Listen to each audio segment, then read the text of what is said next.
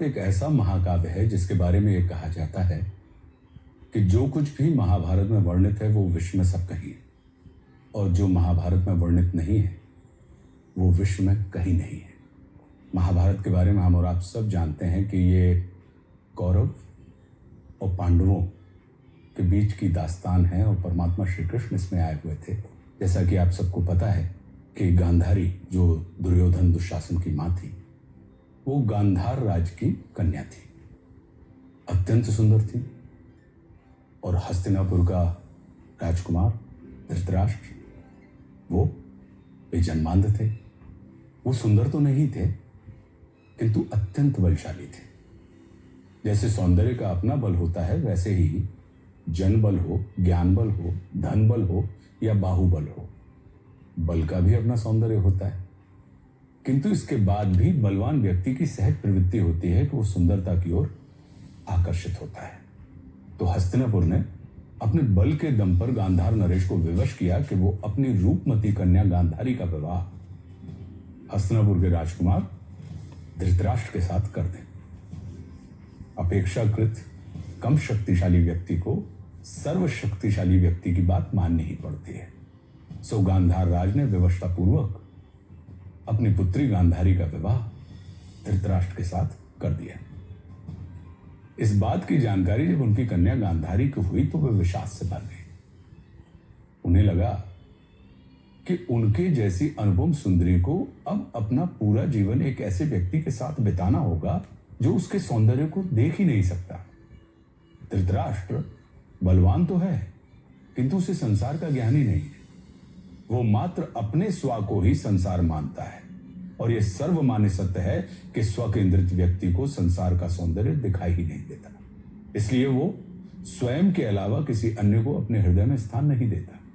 रूप हो, अरूप हो या कुरूप, सबके मन में ये इच्छा होती है कि वो भले ही किसी को ना देख पाए, किसी को ना सराह पाए, किंतु संसार उसके अस्तित्व को देखे ही नहीं बल्कि सराहे भी। सराहना या प्रशंसा एक ऐसी दुधारी तलवार होते हैं जो कुछ व्यक्तियों को कृतज्ञता के भाव से भर देते हैं, परिष्कार के लिए प्रेरित करते हैं, तो कुछ को कृतज्ञ बनाते हुए संसार के लिए तिरस्कार की भावना उनके हृदय में भर देते हैं। तब गांधारी ने निर्णय लिया कि वो जीवन भर अपने नेत्रों के ऊपर पट्टी बांधे रहेगी। वो किसी भी मूल्य पर अपने सुख को दुख में नहीं बदलने देगी। उसने विचार किया कि जब सुख के नाम पर उसे जीवन भर दुख दिया जा रहा है, तब अपने सुख को बचाए रखने की एकमात्र विधि है कि हम दुख को देखें ही नहीं। किसी अपूर्ण को यदि हम पूर्ण नहीं कर सकते हैं, तब अपनी असफलता और उससे उत्पन्न होने वाले विषाद से बचने के लिए हमें स्वयं को भी अपूर्ण बना देना चाहिए। यह सुख प्राप्ति का सामान्य सिद्धांत है। लोग अंधकार से प्रकाश की ओर यात्रा करते हैं, किंतु गांधारी ने जीवन भर के लिए अपनी आंखों पर काली पट्टी बांधकर प्रकाश से अंधकार की ओर यात्रा की। और जब कोई भी व्यक्ति हठपूर्वक प्रकाश से अंधकार की ओर यात्रा करता है, तब उसका सर्वनाश ही होता है। कालांतर में कोई और नहीं, गांधारी का अपना ही परिवार एक दूसरे का शत्रु हो गया और एक दूसरे के विनाश का कारण बना।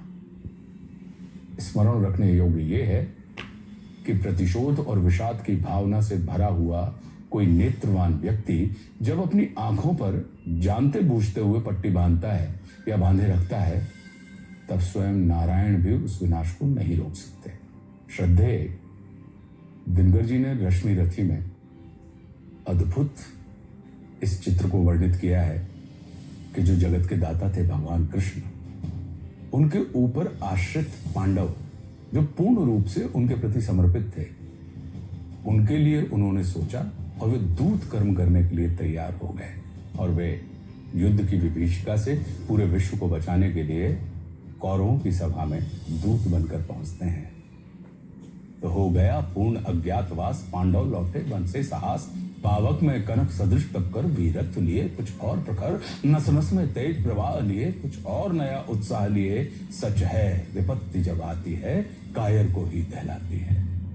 शूरमा नहीं विचलित होते, क्षण एक नहीं धीरज खोते, विघ्नों को गले लगाते हैं, कांटों में राख बनाते हैं, मुख से न कभी उफ कहते हैं, संकट का चरण न कहते हैं, जो आ पड़ता सब सहते हैं, उद्योग निरत नित रहते हैं।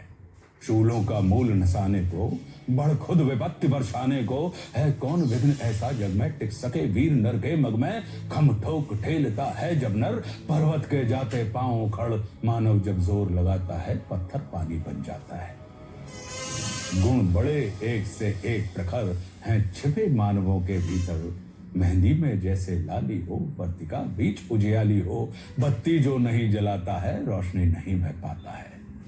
पीसा जाता जब इक्षुदंड, झरती रस की धारा अखंड, मेहंदी जब सहती है प्रहार, बनती ललनाओं का सुधार। जब फूल पिरोए जाते हैं हम उनको गले लगाते हैं। वसुधा का नेता कौन हुआ? वसुधा का नेता कौन हुआ? भूखंड विजेता कौन हुआ? अतुलित यश क्रेता कौन हुआ? नव धर्म प्रणेता कौन हुआ? जिसने न कभी आराम किया, विघ्नों में रहकर नाम किया। जब विघ्न सामने आते हैं सोते से हमें जगाते हैं। जब विघ्न सामने आते हैं सोते से हमें जगाते हैं। मन को मरोड़ते हैं पल पल, तन को झंझोड़ते हैं पल पल, सतपथ की ओर लगाकर ही जाते हैं हमें जगाकर ही। वाटिका और वन एक नहीं, आराम और रण एक नहीं, वर्षा अंधड़ आतप अखंड, पौरुष के हैं साधन प्रचंड। वन में प्रसून तो खिलते हैं, बागों में शाल न मिलते हैं। कंकरियां जिनकी सेज सुघर, छाया देता केवल अंबर। विपदाएं दूध पिलाती हैं, लोरी आंधियां सुनाती हैं। जो लाक्षागृह में जलते हैं वे ही शुभमान करते हैं। बढ़कर विपत्तियों पर छा जा मेरे किशोर, मेरे ताजा।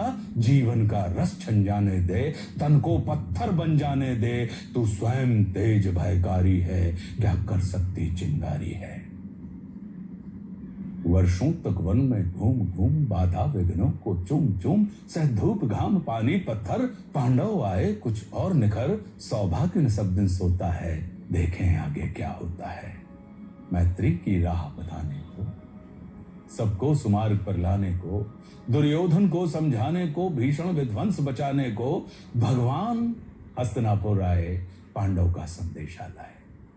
दो न्याय अगर तो आधा दो, दो न्याय अगर तो आधा दो, पर इसमें भी यदि बाधा हो तो दे दो केवल 5 ग्राम। रखो धरती अपनी तमाम, हम वहीं खुशी से खाएंगे, परिजन पर हंसी न उठाएंगे।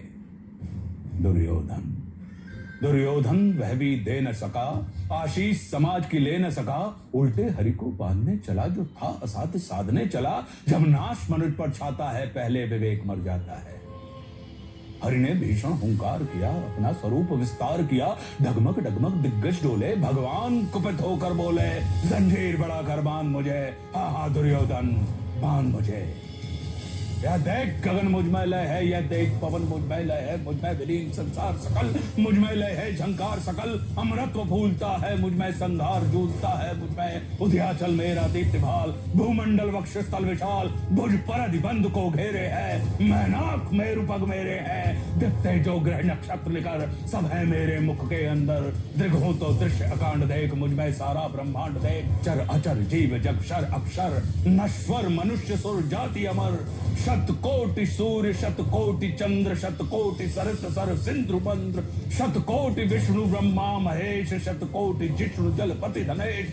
शतकोटि रुद्र शतकोटि काल, शतकोटि दंडधर लोकपाल। जंजीर बढ़ाकर बांधने, हा दुर्योधन बांधने। भूलोक अतल पाताल देख, गत और अनागत काल देख। यह देख जगत का आदि सृजन, यह देख महाभारत का रण। मृतकों से पटी हुई भू है, पहचान कहाँ उसमें तू है।